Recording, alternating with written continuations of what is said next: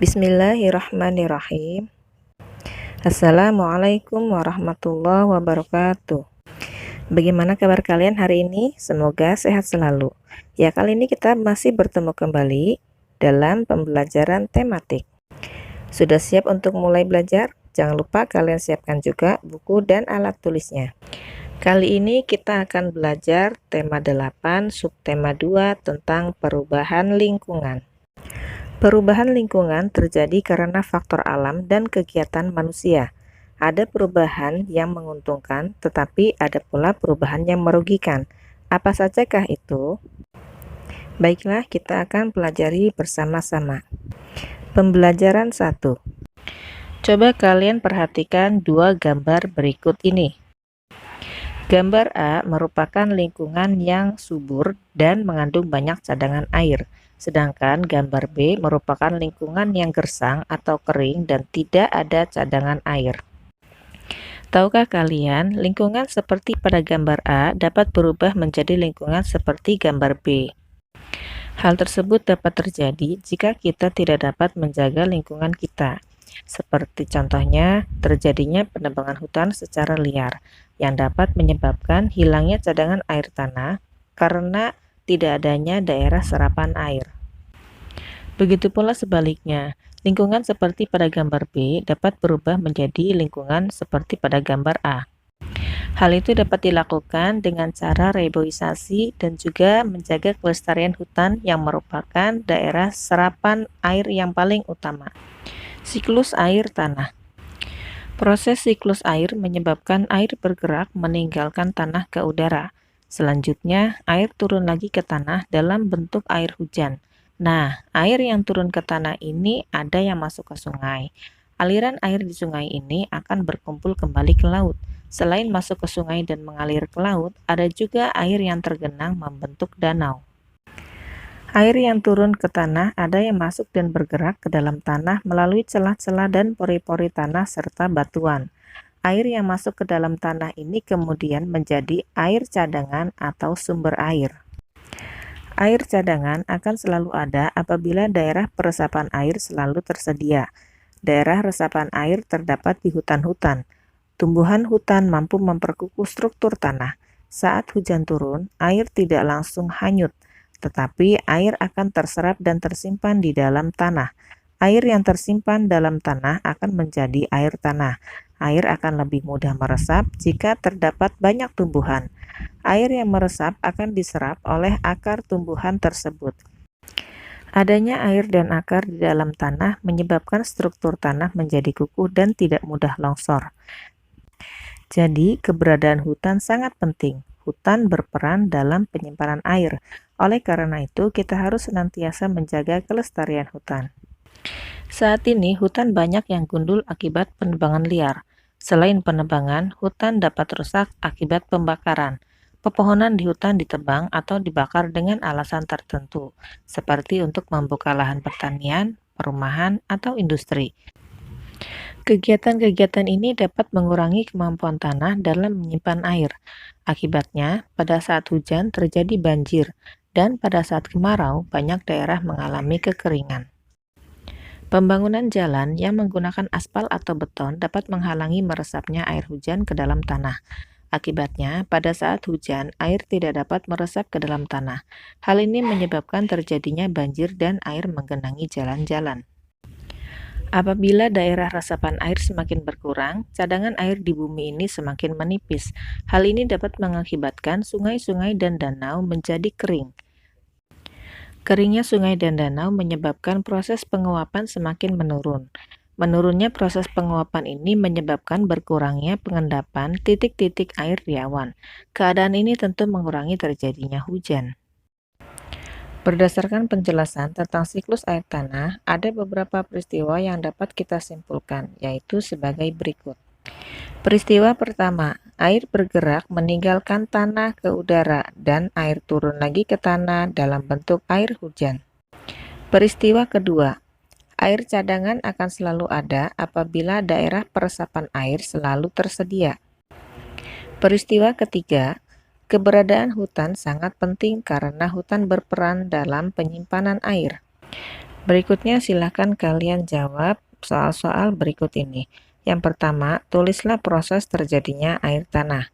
Kedua, tulislah faktor-faktor yang mempengaruhi berkurangnya ketersediaan air tanah. Ketiga, tulislah kegiatan yang dapat kita lakukan untuk menjamin ketersediaan air tanah. Jawaban kalian dapat kalian tulis di buku siswa halaman 56. Berikutnya kita masuk ke pembelajaran 2. Siklus air dan bencana kekeringan. Peristiwa siklus air merupakan peristiwa sehari-hari yang sering tidak disadari oleh manusia. Siklus air menghasilkan air bersih yang berguna untuk kehidupan manusia. Manusia memerlukan air bersih, antara lain untuk keperluan rumah tangga, keperluan industri, dan juga pertanian. Siklus air menghasilkan air bersih.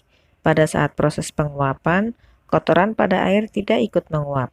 Uap air yang menguap adalah uap air yang bersih. Pada saat turun hujan, air yang dihasilkan pun adalah air bersih dan siap digunakan untuk berbagai keperluan. Air hujan yang jatuh sebagian akan diserap oleh tanah, lalu menjadi air tanah. Air tanah adalah air yang mengalir di bawah permukaan tanah. Air ini biasanya lebih jernih dan bersih, karena sudah tersaring oleh lapisan tanah dan akar tumbuhan. Untuk mendapatkan air tanah, manusia membuat sumur dengan cara menggali lubang. Air hujan yang tidak terserap oleh tanah akan terus mengalir menjadi air permukaan. Lalu, air itu menuju tempat yang lebih rendah seperti sungai, danau, dan laut. Air permukaan adalah air hujan yang tak dapat diserap oleh tanah, tetapi diserap oleh permukaan tanah, sehingga mengalir di atas permukaan tanah dan kemudian menguap kembali. Air ini biasanya lebih kotor karena mengandung lumpur. Air ini juga biasanya membawa berbagai macam material dari proses erosi. Pada musim kemarau, air hujan yang turun menjadi berkurang. Air hujan yang turun biasanya langsung diserap oleh tanah menjadi air tanah. Jika air sungai dan danau surut, akan menyebabkan berkurangnya penguapan air sebagai pembentuk titik-titik air di awan. Akibat dari semakin sedikitnya awan adalah semakin berkurangnya curah hujan. Oleh karena itu, sumur-sumur penduduk pun menjadi kering. Di saat inilah biasanya terjadi kelangkaan air bersih.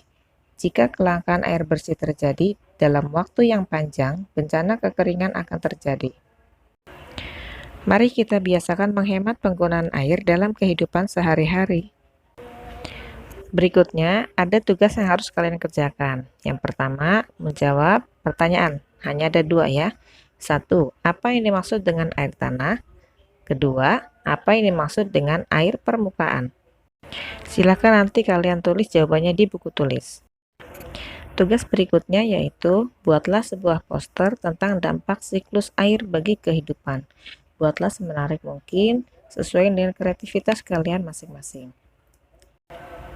Contohnya seperti berikut ini. Berikutnya kita masuk ke pembelajaran 3. Pada pembelajaran di subtema 1, kamu telah mengetahui jenis-jenis usaha ekonomi. Ada usaha ekonomi yang memanfaatkan alam, seperti pertanian, perikanan, dan perkebunan. Berbagai jenis usaha dapat dikelola sendiri atau berkelompok. Apa saja jenis usaha yang dapat dikelola sendiri? Mari kita pelajari lebih lanjut. Jenis usaha ekonomi yang dikelola sendiri. Usaha yang dikelola sendiri disebut usaha perorangan. Usaha ekonomi ini memiliki modal terbatas dan biasanya dikelola secara sederhana. Contoh usaha ekonomi perorangan sebagai berikut. Yang pertama yaitu petani. Sebagian besar usaha pertanian dikelola secara perorangan. Usaha ini memiliki modal terbatas. Lahan yang digarap petani biasanya terbatas, lahan persawahan dan tegalan. Namun, ada juga usaha pertanian yang dilakukan secara besar-besaran. Yang kedua, yaitu usaha perdagangan. Usaha perdagangan secara perorangan biasanya berskala kecil dan sedang. Contoh usaha perdagangan antara lain pedagang asongan, pedagang keliling, pedagang kaki lima, pedagang di pasar, warung, dan toko kelontong. Yang ketiga, yaitu usaha jasa. Secara umum, banyak usaha jasa yang dikelola secara perorangan. Contohnya usaha salon, fotokopi, bengkel, potong rambut, dan penjualan pulsa. 4. Industri kecil. Sektor industri yang dikelola perorangan merupakan industri rumahan. Contoh industri rumahan antara lain usaha kerajinan tangan berupa pembuatan keramik, souvenir, tembikar, anyaman, dan mebel. Usaha masyarakat banyak dipengaruhi oleh kondisi geografis tempat tinggalnya. Sebagai contoh di Bali, keindahan alam dan keunikan budaya di Pulau Bali menjadikan industri pariwisata berkembang pesat. Akibatnya, banyak jenis usaha jasa di Bali. Tahukah kamu keunikan budaya di Bali? Desa unik di Bali. Bali merupakan tujuan wisata yang sangat terkenal, baik di dalam negeri maupun di luar negeri. Banyak hal yang membuat Bali menarik untuk dikunjungi wisatawan. Salah satu daya tarik Bali adalah adanya beberapa desa unik. Berikut penjelasan tentang beberapa desa unik yang ada di Bali. Yang pertama yaitu Desa Tenganan. Desa Tenganan terletak di Kecamatan Manggis, Kabupaten Karangasem di sebelah timur Pulau Bali.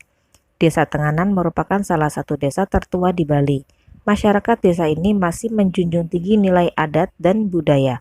Desa Tenganan merupakan salah satu desa Bali Aga atau desa asli suku Bali. Desa ini terkenal dengan kesederhanaannya. Berikutnya adalah Desa Trunyan. Desa Trunyan terletak di pinggir Danau Batur, Kintamani, Kabupaten Bangli, Bali Utara. Keunikan desa ini adalah tradisi pemakamannya. Pada masyarakat Hindu Bali, jenazah orang meninggal akan dibakar atau yang disebut ngaben. Namun, di Desa Trunyan, jenazah orang meninggal hanya diletakkan di atas tanah di dalam gua, bahkan di atas pohon. Tradisi ini mereka sebut dengan istilah mepasah. Berikutnya adalah Desa Penglipuran. Desa Penglipuran terletak di Kabupaten Bangli, lebih kurang 45 km dari kota Denpasar. Desa ini memiliki struktur pembangunan yang teratur dan rapi. Masyarakat Desa Penglipuran tidak pernah melepaskan adat dan budaya yang berlaku turun-temurun.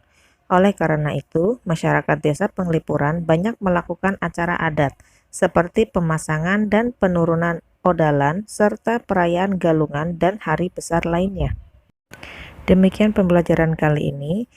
Semoga kalian dapat memahami apa yang telah Ibu sampaikan. Jangan lupa untuk mengerjakan tugasnya, tetap semangat dalam belajar, dan tetap jaga kesehatan. Kita tutup dengan doa kafaratul majlis. Subhanakallahumma wa bihamdik, asyhadu an la ilaha illa anta, astaghfiruka wa atubu ilaih. Wassalamualaikum warahmatullahi wabarakatuh.